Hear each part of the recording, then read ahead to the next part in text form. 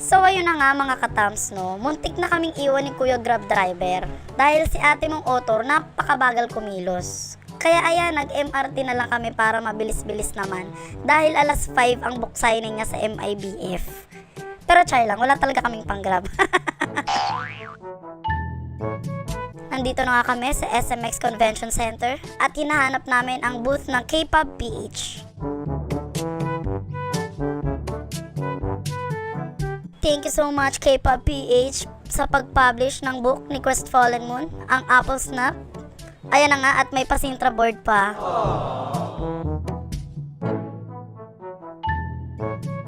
Oye, sa dami ng tao, halatang kinakabahan ng ating favorite author na may mga lumalapit sa kanyang hindi niya kilala.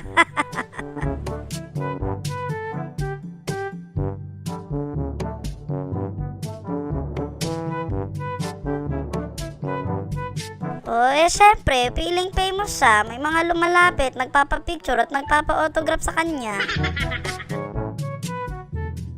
Grab your copies mga katams for 775. Maa-avail nyo na po ang Apple Snap.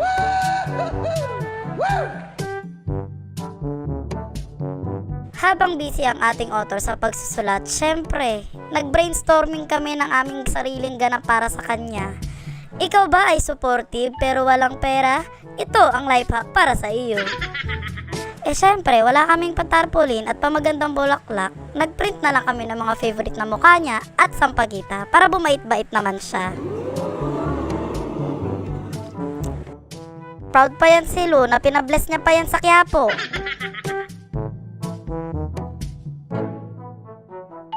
Hindi magpapakabog ang mga parentas. Inunahan na ni Tita Luisa.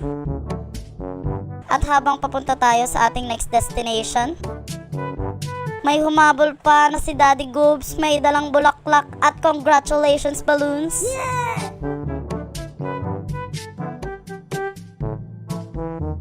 Next up, Pop Fiction Meeting Room 6 Summit.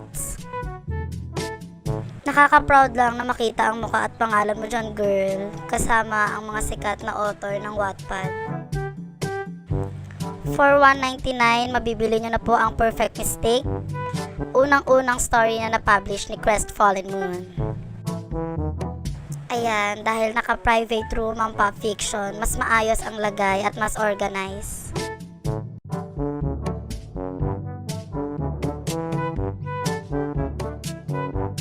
Nakakatuwa lang at nakakataba ng puso na meron siyang first time na makilala ng mga supporters niya. I'm so proud of you, girl. Siyempre, feeling famous na naman siya, oh. But wait, there's more. Huwag ka makapante dahil hindi porket mas maganda ang room at venue ng Pop Fiction ay hindi mo na ulit makikita ang iyong muka at ang sampagita. Tanggapin mo yan, bitch! Oh my God! Aww, ang cute! Cute kasi cute na maarte. Nice!